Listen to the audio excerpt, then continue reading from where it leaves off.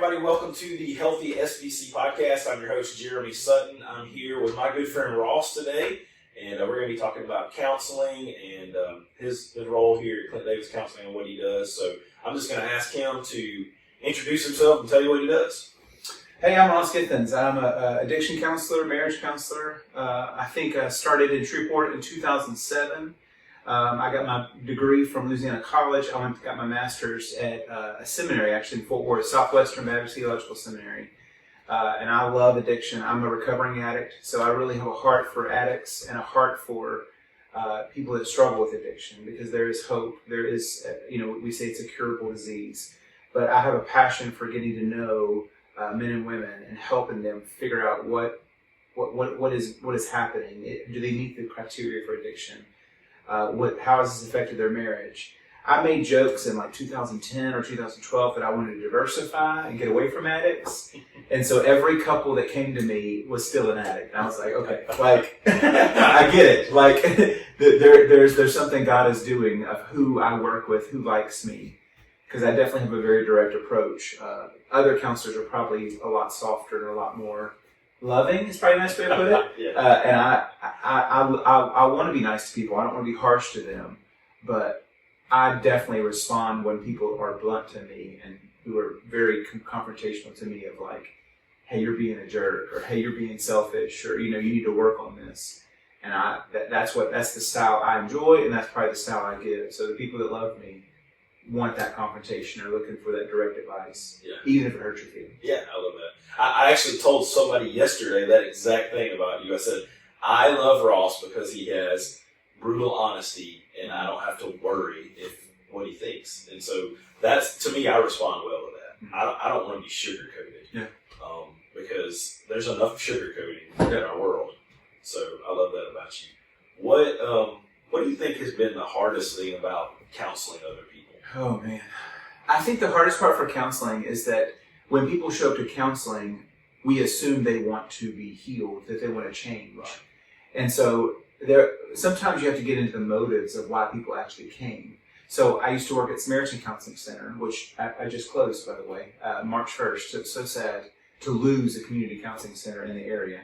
But there was a lot of court-ordered counseling that I did through anger management, or they had a charge, or, and so they would come, but you would find out in 5 or 10 minutes, they came to fight. Right. They didn't come to learn. They didn't come to add skills, coping skills, better ways of behaving. They came because they were forced. A boyfriend shot a pistol out of a car, and this woman shows up to counseling for anger management. She didn't have anger management issues, but she's there to fulfill the court-ordered. So I think that's been difficult, is kind of pacing people and, obviously asking the blunt question of like, hey, why are you here? Like, if you weren't court-ordered, would you come to counseling? And they're like, oh no, I hate this. This is a waste of money. And you're like, oh, okay. Or I see marriages and, and I joke there's the drug and there's the druggee. And so like he was drugged here, he was forced, he was threatened to come here. And these men come and they want to fight. Yeah. Because they are hostile, defensive, and they'll tell me I'm a great husband. And I always ask them, who told you were a great husband? And he's like, well, I told me, I don't hit her, I don't cheat on her, like I make good money. And it's like, well, she's crying, so I don't know if you're doing as good as you think you are, buddy, And so I think that's the fun of maybe helping people, is that saying, hey, if I can earn their respect, if we can do something here. And that's one of my pitches to some of these guys is like, hey, I know you don't like me, but if you can just work on some of these things, y'all can fire me. Yeah. And he's like, okay, that sounds good. I'm interested in that, Right. They probably have a picture of you on their wall, and they're like, he's coloring parts of you as he goes to try to get rid of you in his life.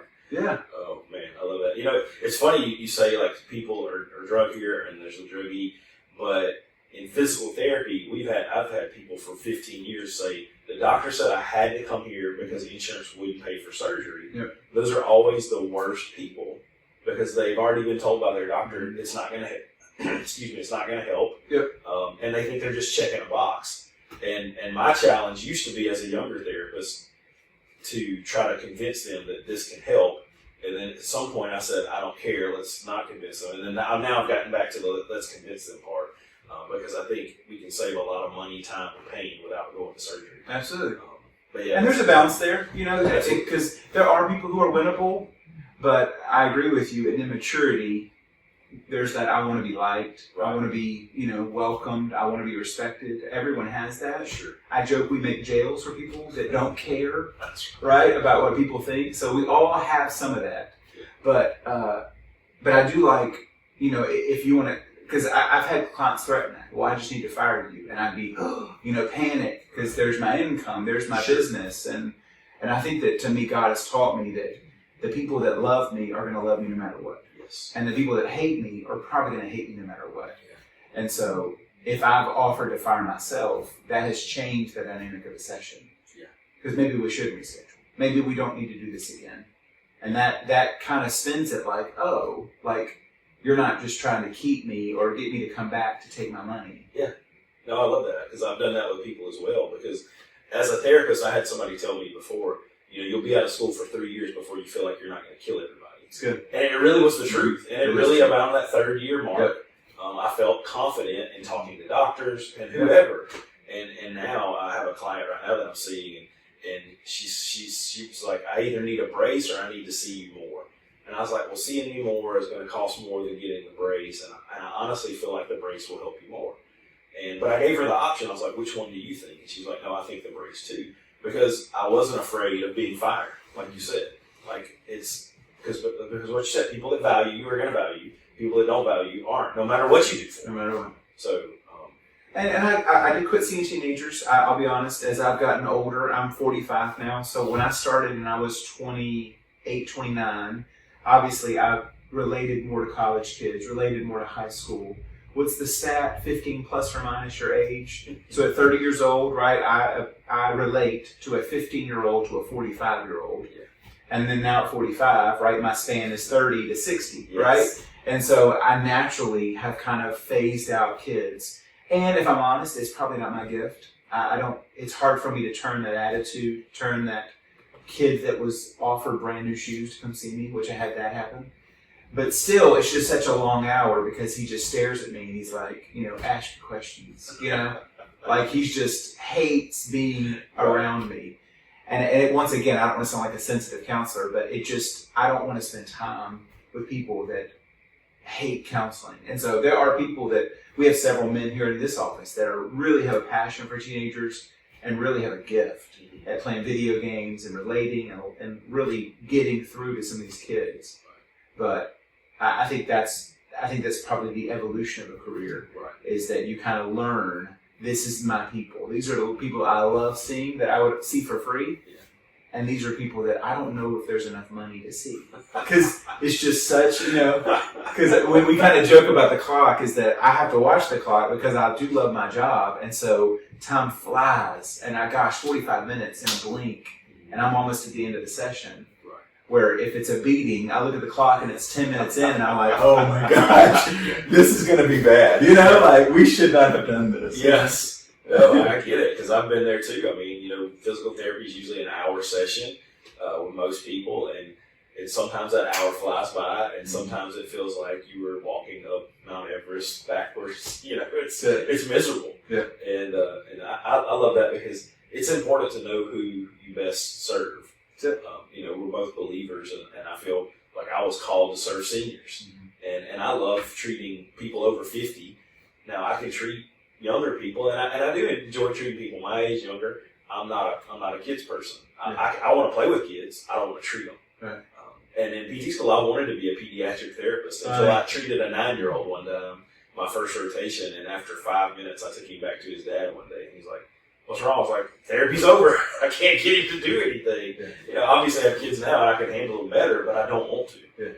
So it's important to know yourself. What are some of the challenges with counseling people? Well, I think the challenge is that everyone's got a style. Everyone's got a religious bent. Everyone's got things that offend them. And I think in society, I have seen more offended people than probably ever. And so I met a guy yesterday who I run sex addiction groups. And so the guy basically was interviewing me saying, what's the group? How does it work? Do you have a flyer? And I basically said, listen, this is a support group. We're here to put these men together and hold each other accountable that if I'm tempted to look at porn or tempted to hire a prostitute or tempted to do these destructive behaviors, who's talking me off the ledge? How did I build that team? And the guy quickly confessed that he's not religious, and so he did not appreciate the prayer or the scriptures that our group was probably going to offer, because we're in the South, and so 75-80% of us are church-going, Christian believing people. And I was very honest with him. I was like, hey, this may not be a fit. This may not be something you're looking for. Once again, value. Right. But I think some of the challenges of counseling, I think, is obviously staying relevant, keeping my material new. I mean, we have continuing ed hours we have to take. I have a conference in 2 or 3 weeks that I'll attend online, basically getting through some modern issues that I agree with, of like, how do you stay current, what is happening, what are the trends. Since I'm in recovery, I haven't drank or drugged in 29 years, 30 years next year. So that can make me unrelatable, because pain pills weren't even around, weren't even famous in the 90s when I went to rehab. They were around, but they were not what they became in the 2000s and the 2010s. And so methamphetamine, a lot of these drugs have showed up in the last 20 years, and so I didn't really struggle with those drugs. And so it helps to kind of stay educated and talk and understand the street lingo of what is happening, what are people doing. Right. What do you think are some signs that you may need counseling? Okay, so what I like to say is most people have the blues. Most people have a bad day. Most people have an angry fit. You're allowed to have a bad day. That is not dysfunction. What I like to say is, if you've had a series of dysfunctions, if you've had the same fight with your wife for a year or 2 years or 5 years, like, this is a problem. Because an accident is just simply an accident. And I think people have to be merciful and gracious and say, everyone has a bad day. Let's control our mouth. Let's control our anger. Let's get back on track. You're allowed to make mistakes. But if there's a pattern, if there's a repetition, this is not a mistake. This wasn't an accident, right? And so you'll kind of learn, and I think part of being married, I think, you'll see this in long-term marriage, just as much as I've seen it, is that me and my wife have learned how to fight fair. Right. How to keep my mouth shut. Yes. Or some of the sayings, right? Don't do anything that feels good when you're angry, right? Like, to take a breath, or, don't be afraid to maybe go mow the yard or go exercise or go get that anger out so you can calm down and you can talk about ways. So coping skills. So I think counseling works for people who are not meeting their own expectations. Or if there is just this trend of like, gosh, it just seems like I can't win, or I can't get ahead, or I'm easily angered, right? Remember, unforgiveness is something I'm going to call as cancer. So what do I need to resolve? Who do I need to let go of? What thing did I think time was going to heal that time has not healed? And so I'm an example. I mean, I had some abuse when I was a kid, and so at 16 years old, I'm using drugs, I'm suicidal, I'm clearly failing. Like, this is not normal for a 16-year-old to not want to be alive and to do drugs and be like, holy crap, my life plans have changed, and now all I want to do is do drugs. And so that may be my question, is that if your life is painful, if you're getting up 9 out of 10 days and you're heavy and lethargic, this is not a bad day. This is not 1 out of 30. This is a consistent pattern in my workplace, in my family, in my marriage, with my children. There's that common denominator that if I'm not working, if there's something wrong with me, to me it takes courage to address that and say, okay, let's talk. Yeah. Let's find out what is broken about me. Right. Because, EMDR is a fantastic trauma therapy that we really recommend for veterans, for rape victims, people that have killed someone in a car crash. I mean, just horrific things that people can't get past. And so I joke that, like pepper spray, you got to do it, right? To give it, right? To administer it, you got to kind of be on the receiving side of it. And so I went to the workshop, and they're like, well, bring an issue, bring something small that you need to work on. Now, don't bring something huge because you're going to be crying in front of all these people, right? It's a workshop. Right. And so I made a joke that my sister-in-law kind of frustrated me sometimes, and I didn't know why. And so I go in there and I start doing EDR, and I realize, holy crap, she had a lot of similarities to my older brother, who was probably one of the meanest humans I've ever met, to me personally. And so it really, that's a great example, is as a therapist, I would have never thought I needed counseling. But I went to go learn how to do this tool and ironically received therapy because there's this eye-opening moment that, oh my gosh, there's no wonder she triggers me because she's loud. I feel like she's inconsiderate. I feel like she's, can be kind of just focused on her and her kids. And that upsets me because it reminds me of the cruelty and the meanness that I don't want to be around. Yeah. And that's probably another question is, are you overreacting? Should you be a 1, 2, 3 in anger and you're a 10? That's a sign. Like something is, you hit something. Right. When you study fighter pilots, they look for secondary explosions. And so who wants to shoot a missile in the woods and it just, it just go boom, right? No. You want to shoot something and go boom, boom, boom, boom, right? That's the exciting part of being, right, effective in war. And I joke that if my anger, right, is into secondary and third explosions, you hit something. Wow. Right? Yeah, I like that. I don't think you ever told me that. I love that. That's the truth. I mean, I haven't talked about this on this podcast, but I've been very open. I have huge anger issues that and you're my therapist, we've been working with it. And that, those secondary, third, because you want, like if you're angry, I want to make you angry. Mm-hmm. And then I want to make that person angry. I want to blow up the whole place. And it is. And I have done that in the past. So I very much believe that and feel that one. So that's good. So something you were talking about that, and there's a Facebook group called Alternate Healthcare Professionals, and I think there's 40,000 people in it. It's mostly speech therapists, PTs, and OTs that hate their field and want to get out. Wow. Which I got in years ago. But a good friend of mine, Mike Chu, up in Tennessee, runs it. And yesterday I saw somebody post and said, "Hey, can I be burnt out at 4 years out of school?" And the answer is yes. But it's like they said, every job I go to, I hate. I don't want to go. And his advice to her and several others was, you probably need to look inward. There's possibly something you need to work on in yourself that's having you. Because with me, I noticed stuff followed me places. I was like, well, they got jerks here too. I'm like, no, I'm the jerk. And so I think I've told people before, I'm like, if you're having a problem with everybody else, because I did, like it's probably you. Yep. So my pastor says that burnout is like a sunburn. It creeps up on you, and you don't even know you have it until you're in pain. Yeah. And I like that because to me, what am I doing outside my job? This is the issue with caretakers. They don't take care of themselves. No. And so what is your hobby? What is your passion? What makes you laugh? Are you just growing old and curmudgeon and grumpy? Right. This has nothing to do with your occupation. Yeah, no. Because the rain is not stopping. Like the pain, the struggle, sure. The temptation, like the hits are not going to quit.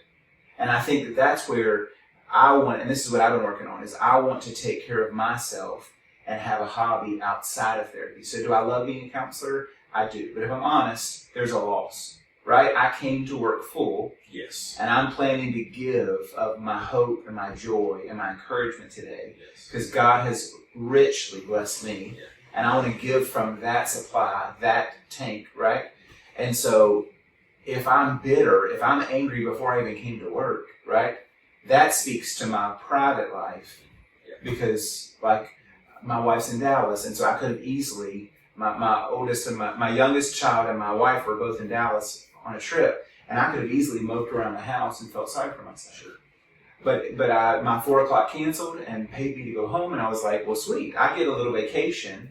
And it was a beautiful day, and I was like, I'm going to go put the leash in the dog, and I'm going to go walk 4 miles. Absolutely. And I put on an audiobook, and I promise you, I had the best 45 minutes. I had the best hour sweating, walking, listening to an audiobook on therapy of how to help people and how to be encouraged. I'm revitalizing. I'm fulfilling something back into my soul. I'm in the beautiful nature. I'm with my dog, who I love. And I'm also exercising, so I'm taking sin, stress, all the bad of me, I joke, comes out of my sweat glands. Yeah. So it was a beautiful day, and I made the best of it. I could have laid her in the house and said, I'm lonely and my wife abandoned me and I'm mad at her for going on vacation with her friend. Or I could just be an optimist and say, hey man, this is your life. Yeah. I'm going to be with me the rest of my life. That's right. So I need to be good with me. I need to be okay with me. And I love having passions. I play music in my church. I own rental properties, and those are my hobbies. Those are things that I just get fired up over, and I get excited about that have nothing to do with therapy. And that's where I guess I'm a multifaceted believer that I love God. I love my church. I love worship music. I've been playing the piano for 40 years. I love therapy. I love rentals. I love talking about investing, preparing for retirement. Even though I'm 30 years, probably 40 years from wanting to retire, I love considering, okay, if I'm gonna quit my job one day, what am I quitting to? Yeah. What does that look like? Right. After talking to you so much, and my whole plan was I would love to retire at 55. And what I'm doing now, I think I could possibly do that. But I guess I think, what am I gonna do? Yeah. I don't want to sit at home all day because then I'm just going to eat Oreos and get fat. Yeah. And why not do something where you serve people? I love to serve people. Yeah. And so you can serve people till you die. Yeah. Because I see people we go to Broadmoor Baptist and there's people up there all the time in their 80s and they're serving, they're helping, they're cooking, they're doing whatever. So why would I want to just go home and sit? Well, there's a movement, it's called Financially Independent Retire Early. And I love the financial independent part of it because I don't know if I want to retire in 10 years. I would like to be independent in 10 years. And so I don't want to have to work. Right. I don't want to have these stressful payments and the debt that I have today. Yeah. And so I think that's what I'm trying to work on in my life is that I'm 45. I'm doing great in my career. God has blessed me with more than I need right now. But how am I going to manage that? How am I going to be responsible with that? Because we recently signed a 15-year mortgage, and that fires me up. That's part of my passion. Right. Is that I'm kind of doing the math of okay, I'll be 56, and I'll be debt free of my house, my greatest payment a month. Yeah. And then I have 2 drivers, so I'm about to sign my 4th car note this summer. Dave Ramsey fans don't come at me. Yeah, really. But I will never be in debt like this again, but I wanted to buy good cars that were dependable for my children with a lot of airbags because I don't want them to hurt themselves, right? And so I think that's where I'm okay, this is a burden, but God has blessed me. We're going to live within our means, and I will be debt free, and that is a goal of mine because my goal is not to be wealthy. My goal is to have options. My goal is to have freedom because I have a passion of wanting to partner with my wife and help a single mom. Or help people that righteously rich people can do. And so I don't think God hates money. God doesn't want us to be broke. But I want to have the option to go on a vacation of 6 weeks, 4 weeks. I would love to go to Africa or Italy and find a mission, find a ministry that we can boots in the ground, labor, help them, get to know the people, get to know the culture, and have an extended vacation one day. Yeah. That sounds fun in 10 years. Absolutely. I don't know if I'll ever retire because, I guess your career is like my career. I can work 5 hours a week. I can work 10 hours a week. Right. Because I own my business. So I don't ever really see myself retiring. I just see my crew will get old with me is what I kind of joke is that who I'm relating to, right? That's right. And who they see and what is happening in this decade of our life. Because I'm sure in our 60s and 70s, as I'm watching my parents age, their friends are dying. Their friends are getting sick. And so, I eat lunch with my parents every Friday, and I value that tradition because there will be a day that I don't have that time with them to hear the stories and laugh with them and enjoy their good health. Because I'm thankful that they have enjoyed their retirement. My dad retired at 61. And so they've been retired, 14 years, and they are hilarious to be around. But, of course, they've got their quirks and they've got their shortcomings just like anybody else. But I love them. They've been good to me, and I want to be good to them because their iPhone makes them cuss, and it doesn't make me cuss. And so I help them answer their questions and get through what bothers them or what they can't understand. I think about 1% of the time when I'm doing home health is helping people with their iPhone or their TV. Absolutely. Or something like that. That's right. Which I love doing. That's fine. But actually, a couple more questions, and then we'll wrap up. But why is mental health so important in the overall? Well, I think mental health is important because if you study most crimes, if you study most regrettable events, in my opinion, it started with a mental health crisis. And so I studied this in college when I met a fire chief who became a fire inspector. As he said, one of the signs of a child starting a fire is that the child will try to put out the fire themselves, die in the process, and the entire house will burn and kill the adults in it. Where if the child would have gotten an adult, the adult could have come and helped put out the fire. But then the child's going to say, oh, I'm going to get in trouble.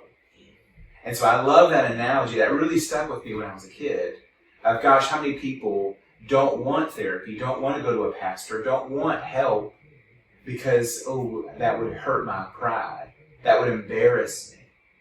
So I got a 20-year-old who's looking at porn every day, every other day, once a week. And he says, well, this is embarrassing. I'm going to manage this. I'll try to quit, but I don't want to tell anybody because it's embarrassing. Then this man turns into a 30-year-old, and now his disease, his addiction has gotten even worse. And now he's looking at it twice a day. Now he's having issues having sex with his own wife. And so there's that dysfunction that's growing. There's that addiction that's growing. And so until something happens, and this is often how I meet these people, until something embarrassing hits, they don't want help. Because they're under the lie that I've got this. I'm in control of it. It's not in control of me. Right. And so I think that's something I've studied the importance of mental health is that I need to find a mentor. I need to find someone I respect that may have conquered something I haven't conquered. And I just don't think that as men especially, we don't want to talk about these things. Because men don't want to be weak. Men don't want to admit vulnerability because that's part of our ego and our pride. Ironically, your wife would love to hear what you're vulnerable about, what you're weak about, what you need prayer about. Because women love weakness. Men, not so much. Men don't want to cry with each other, right? That's humiliating. That's not good. But I think I'm going to go back to it. That's the importance of mental health is that I want a man who says, I'm strong enough to be weak. Right. Because if you are a Christian, then let's talk about how strong Jesus was in his meekness. Not in his confrontation, in his forgiveness, and his willing to approach people that hated him. Right. His willingness to sit with people that were attacking him and planning to kill him. And so I think I want mental health to be something that we're not afraid of, or, oh my gosh, there's this stigma to it. Because if you need it, why would you wait? Yeah. If you're going to call the fire department, I need you to call them as soon as possible. Let's not wait till 75% of the house is on fire.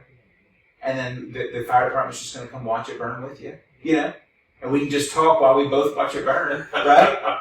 That's so sad, Yeah. But I think admitting you need help, admitting that there's a problem is like the first step. Sure. And I'd love to sit on this side of the microphone and say that I was one of those that said, yeah, I need help. Let's go get it. But I was the same way. I was like, I know I have an anger issue. I know, I literally asked God to kill me every day of my life for a 2-year period and then finally blew up multiple times. I was like, oh yeah, I got to have help now because now I'm embarrassing my wife, my kids, my family. People don't want to be around me. Yeah. Instead of just saying years ago, hey, I have an anger issue because my dad had an anger issue. Yeah. It's ridiculous. And I think as most men I see, they really don't have an anger issue. Anger is how it comes out. Right. Yeah. They have a fear issue. Yeah. They have a defensive issue. They have a easily threatened issue. Yeah. And once again, I'm going to argue, what is that hitting? There's something that strung a chord in me. There's something that lit me up. Because there was a conversation I had with my wife's family, and they were saying, if you were walking by an officer and an officer was wrestling with a criminal, would you jump in and help the officer, or would you just stay away? And it's such a personality type there. Because you have your self-preservation folks, I'm included, that are like, I don't have jujitsu training. Like, I don't have a weapon, right? And so I'm not trained. And so I don't want to hurt the officer. I don't want to combat. But then you have the other people who are like, like I'm going to help the officer. I'm going to trip the bad guy if I can, right? Yeah. I actually helped a security guard in Pierre Bossier Mall hold a guy down while he cuffed him one time. Awesome. Because they were tussling. So anyway. And then I was nervous. We left the mall like 5 minutes later. It was like, this guy's going to come back and find me. Yeah. All right, so real quick, Yeah. this is our SBC Spotlight part of the show where I just get you to tell me, like, how can people contact you if they want to help? If they want help. Yes. So Clint Davis Counseling is the agency that I'm with. I love Clint. Clint started this counseling center in 2017. I joined in 2018. ClintDavisCounseling.com, I think is our website. Yep. But my picture's there, my phone number's there, my email address is there. I am booked up about 3 or 4 weeks, so I do tell people, listen, if you're in crisis, if you need to be seen this week, there are wonderful counselors that can get you in that are newer in their practice and have a lot more spots than I do. So I'm kind of taking the clients, is what I always tell people, because it's hard to find someone that would wait 4 or 5 weeks. Right. I joke that I don't know if I'd wait 4 or 5 weeks. So I get it when people are like, no, you're ridiculous. Yeah. And where are y'all located in Shreveport? We're off Line Avenue, right by the Outback, is what I always tell people. Because most people know where Outback is. It used to be Twisted Root, but we're in the new business park of all the buildings, and we're off Line Avenue, so there is privacy, which I enjoy. So, we don't have to worry about people driving up and down Line Avenue and see, who's in counseling today. Yeah. We do have some privacy that we are off Line Avenue, but yeah, I mean, we've been here. We built this building in 2019, and we have 14 offices here, and then we have an office in South Bossier and in North Bossier. Okay. But there are wonderful pastoral counselors. There are women that work with us. There's great counselors in this agency. All of them take cash only. So that's the only weird thing about counseling right now is we're kind of developing 2 groups of counselors: the cash pay only, and then people like me who take insurance. Right. So that becomes a deal breaker for a lot of people because if they have Epic insurance, like a Cato Parish teacher who pays no copay, no deductible, they go to counseling free for life. That's amazing. And ideal client, addicts?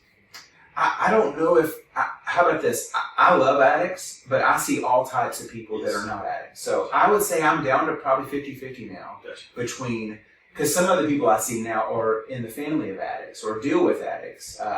I wouldn't say that my favorite client is an addict. I do like them. I do relate to them.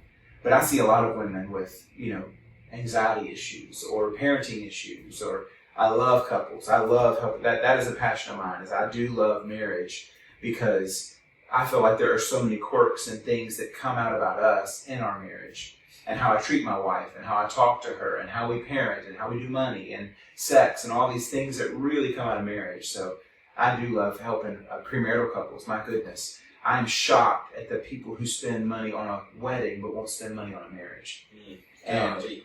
And so I love, that's something I always recommend is if you're engaged, you need to sit down with a professional counselor, because I know you love him. I know you think he's a great guy. And I'm not saying he's a bad guy, but you need a professional that sits with y'all and says, okay, these are already issues y'all have.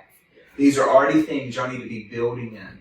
Because when I get a premarital couple, I will ask them to come 4 sessions, 1 month apart, at least, before the marriage.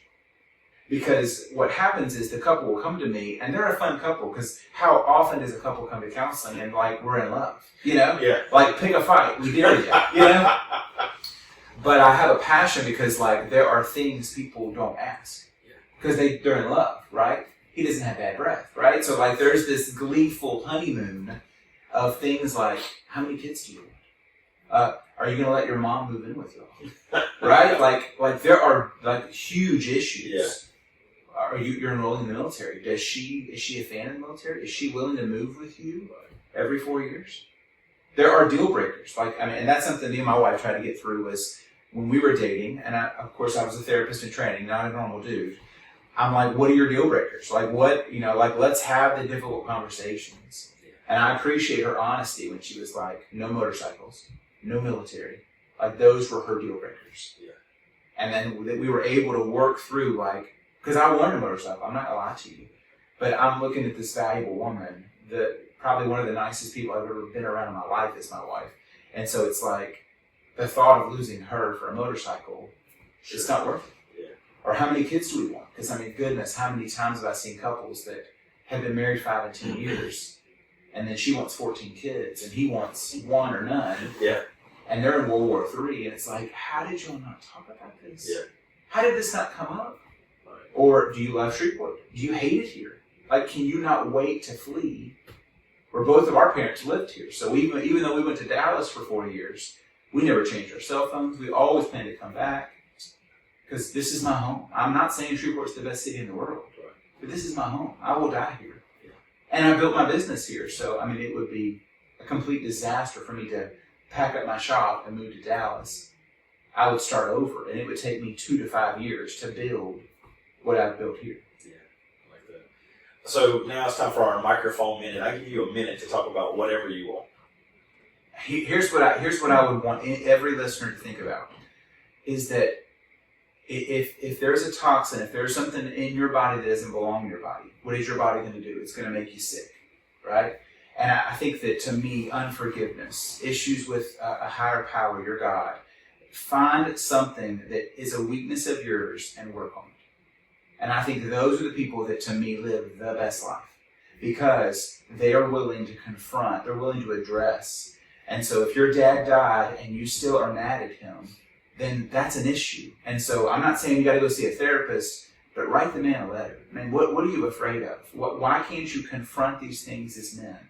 Because I think the child in us runs from the fire. Says, oh, self-preservation, I don't want to get hurt. I don't want to do anything that's painful or hurtful. The adult in us says, hang on, there's something valuable in that house. So I'm willing to risk my body. I'm willing to endure pain for something that I could get something that's valuable. And so I think time heals all wounds is such a lie, right? And so yes, if you're murder mad, go to bed on Sunday night. Don't get fired or, quit your job or leave your wife. Like, let's wake up Monday a little calmer. Time fixes that. But if you have a debt, I need to promise you, time is not going to fix that debt, right? Yeah. If you got a disaster of a house, time's not going to fix that either. So to me, my challenge is going to be, what do you need to put your hands on? What do you need to work on that would help your life, make you healthier, make you happier in your own life for the rest of your life, because you're not going to leave you. Love it. I think that's great advice. So we'll stop there. Ross, thank you so much for being on the podcast. I really appreciate it. Thanks, man. Awesome. Yay.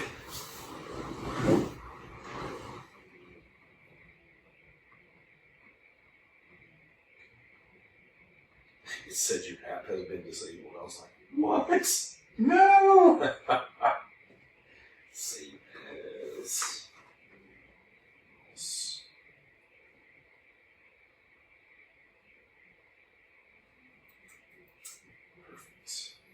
Yeah, when I first started getting speaking engagements, the church would be like, just get up there and preach for 20 minutes, 30 minutes, Yeah.